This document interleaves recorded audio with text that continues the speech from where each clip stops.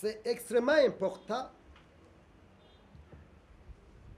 que ce budget soit vraiment retourné à l'Assemblée nationale pour l'étudier, ou tout au moins, si cela n'est pas possible, le Sénat puisse refaire en collaboration avec l'Assemblée nationale pour que certaines choses puissent changer. Pourquoi je dis cela? Je dis cela parce que je viens d'évoquer le budget destiné au projet de développement, le budget à l'investissement. Ici, le gouvernement a prévu un budget global d'à peu près 4 000 milliards, c'est-à-dire une hausse de plus de 46% du budget global.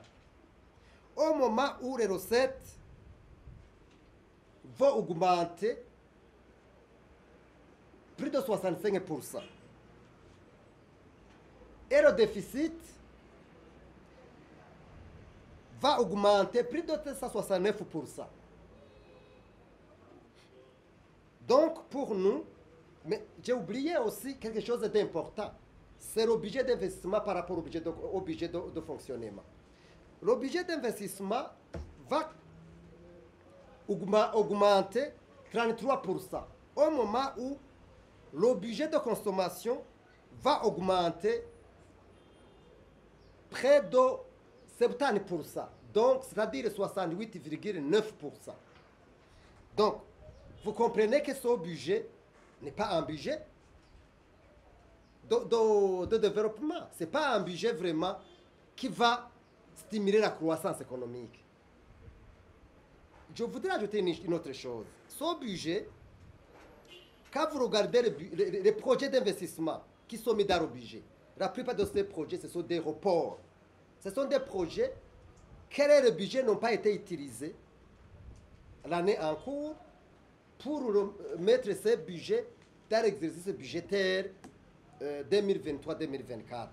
Donc, c'est vraiment normal que ce budget ne soit pas un budget qui va aider le président à arriver à son objectif.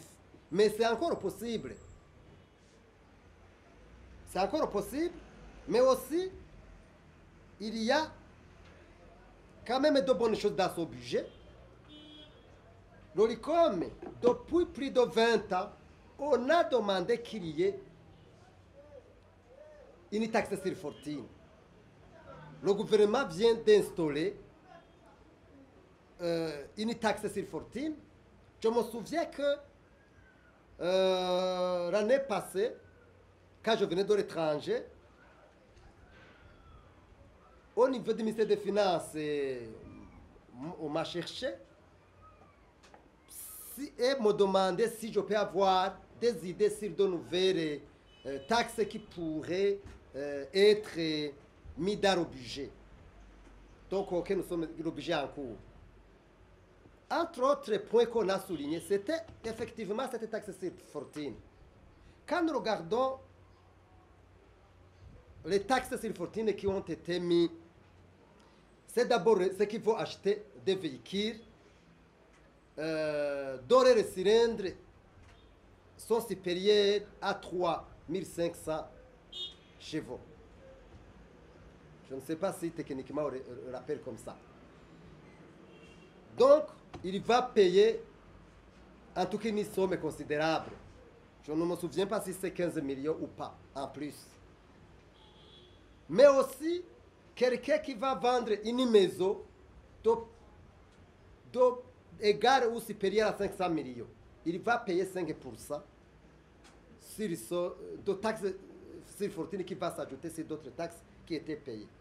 Mais aussi, celui qui va construire une maison, la troisième maison, il va aussi payer cette taxe sur fortune. Mais pour l'ORICOM, on se disait que ça serait mieux que cette taxe soit revue à la hausse, en tout cas entre 20% et 50%. Parce que nous savons que ceux qui possèdent cet argent, c'est notre argent. Ils nous ont volé. Donc pour nous, c'est vraiment important que ça soit mis comme ça.